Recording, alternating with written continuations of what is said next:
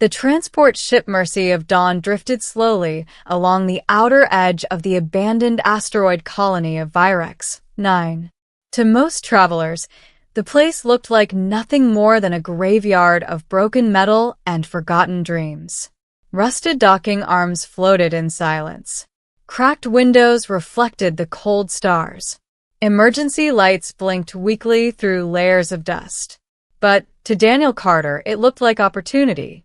Daniel was a human salvage operator, one of the thousands who made their living combing through the ruins left behind by wars, bankrupt corporations, and vanished civilizations. He piloted a small, battered ship called Wayfarer, patched together from parts salvaged across 3 sectors. The ship's engine groaned as he guided it toward one of Virex 9's remaining docking rings. "Let's see if this place still has something worth hauling," Daniel muttered. The airlock clanged open, releasing a puff of stale air that smelled like rust and ozone. His boots echoed along the dim corridor. Every step stirred ancient dust. The colony had clearly been evacuated in a hurry years ago. Tools still lay scattered across workbenches. Cargo containers had been abandoned half-loaded. Personal belongings, photographs, small toys, cracked data pads, remained exactly where their owners had left them. Daniel had seen scenes like this many times before. Still, something about this place felt different, quieter. He activated his scanner and walked deeper into the colony. Metal doors creaked open one by one as he checked abandoned rooms. Nothing valuable so far. Just broken equipment and empty storage lockers. Then his scanner beeped. A faint life sign. Daniel frowned. That can't be right. Virex 9 had been deserted for at least 10 years. He followed the signal down a narrow maintenance corridor that sloped toward the colony's lower residential ring. The lights here were barely functioning. Some flickered weakly. Others had gone dark completely. The life sign grew stronger. Daniel slowed his steps. His hand rested near the small plasma cutter on his belt. Not exactly a weapon, but useful if something dangerous appeared. He reached a sealed door at the end of the hallway. The scanner confirmed it. Someone was inside. Or something. The door was half-powered. It opened reluctantly when he forced the manual release. The room beyond was small, barely larger than a storage closet. Inside, curled in the corner, was a creature. Daniel froze. It was clearly alien, but unlike any species he had personally encountered. Her body was slender and covered in pale silver skin that reflected the faint light like polished metal. Thin strands of white hair draped over her shoulders. 2 delicate antennae extended from her forehead. But what caught Daniel's attention most was the mechanical brace wrapped around her lower body. Her legs were badly damaged. One was entirely replaced with a crude prosthetic limb. The other looked twisted and partially paralyzed. She looked up at him slowly. Her eyes were enormous and deep blue, and filled with fear. Daniel lowered his scanner. "Hey, it's okay," he said gently. The alien flinched. Her voice was weak when she spoke. "You are human." Daniel blinked. "You know my species?" She nodded faintly. "Humans are rare this far out." He studied her more carefully.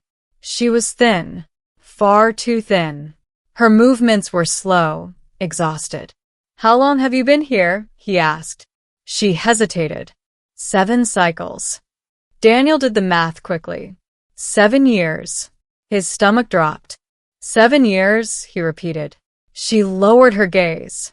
"My people abandoned this colony when the mining corporation collapsed. The evacuation ships left quickly." Her mechanical leg twitched weakly. "I could not walk after the accident." Daniel felt a slow burn of anger building in his chest. "They left you here?" She nodded. "They said I would slow them down." Silence filled the small room. Daniel looked around. There were empty ration containers stacked beside her. Most looked years old. "You survived here alone?" he asked. "Barely." Her voice was quiet. I learned to repair the life support systems. I rationed food carefully. I recycled water. She paused. But supplies are nearly gone. Daniel ran a hand through his hair. 7 years. Left behind like garbage. His jaw tightened. What's your name? He asked. The alien hesitated again. Lyra. Daniel smiled faintly. Well, Lyra, I'm Daniel. She studied him carefully. Why did you come here? I'm a salvage operator. He gestured toward the hallway. I was hoping to find scrap metal. She lowered her head. I see. Something about the way she said that made Daniel feel terrible. As if she believed she wasn't even worth being found. He crouched down in front of her. Listen, he said. You don't belong here. Her eyes widened slightly. This place is falling apart, Daniel continued.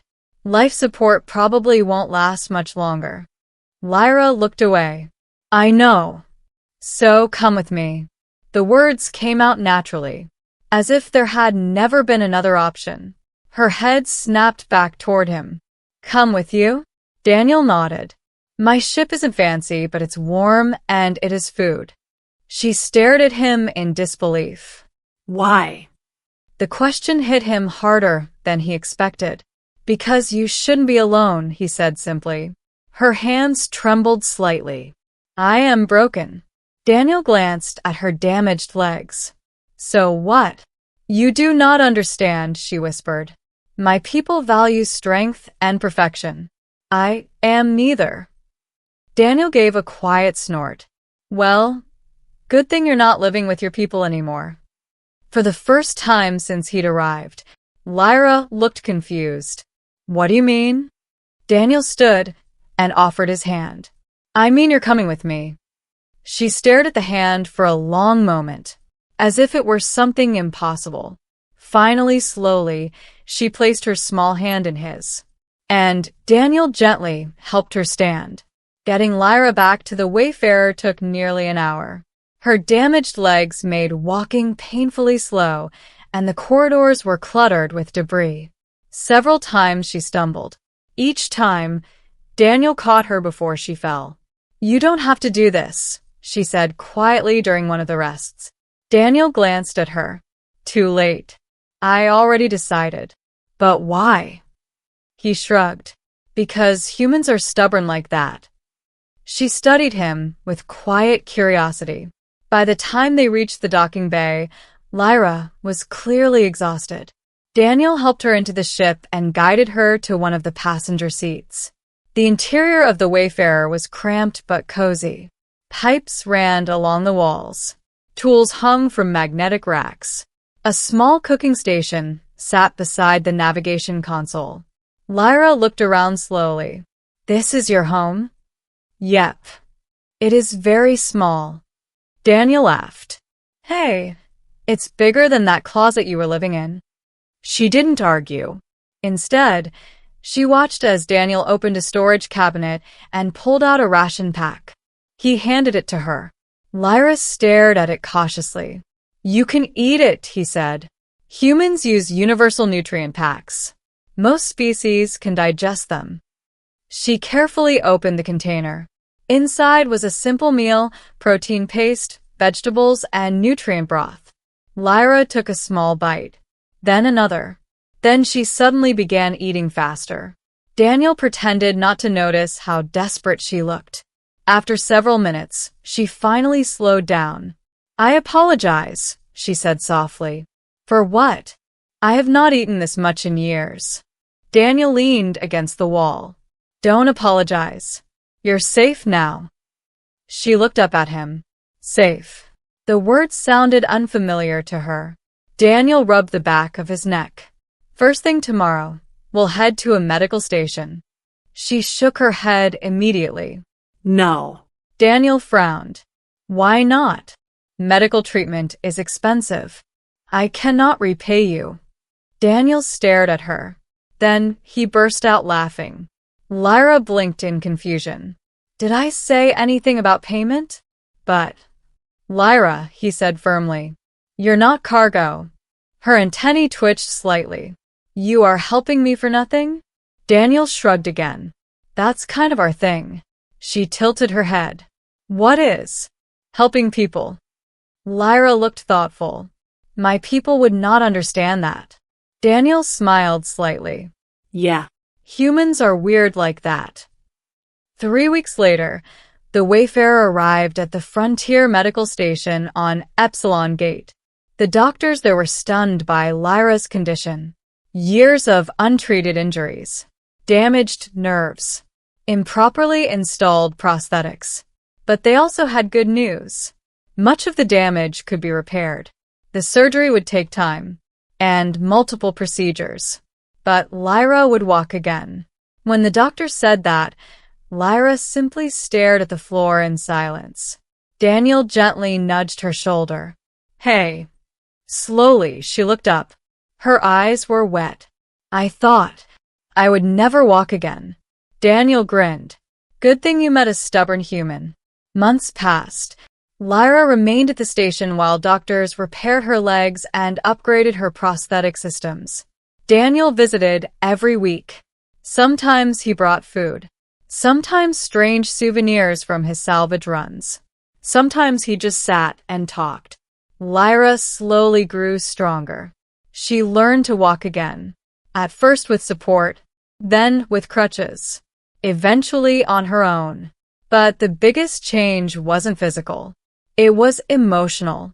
The quiet, fearful alien Daniel had found in that dark room slowly began to smile, to laugh, to hope. One evening, as they sat together watching ships depart through the station's observation window, Lyra asked a question. Daniel? Yeah. Why did you really help me? He looked out at the stars, then back at her. Because leaving you there would have been wrong. Lyra studied his face carefully. Humans are very strange. Daniel chuckled. Yeah, we hear that a lot. She smiled softly. And for the first time in 7 years, Lyra truly felt like she belonged somewhere. Ending. 2 years later, the Wayfarer landed once again on a distant colony world. But this time, Daniel wasn't alone. Lyra stepped down the ramp beside him, standing tall on her newly enhanced legs. She had become the ship's engineer, co-pilot, and Daniel's closest companion. Together, they traveled the frontier, helping stranded travelers, repairing broken stations, rescuing those others had abandoned. Because sometimes, all it takes to change a life is one stubborn human who refuses to walk away.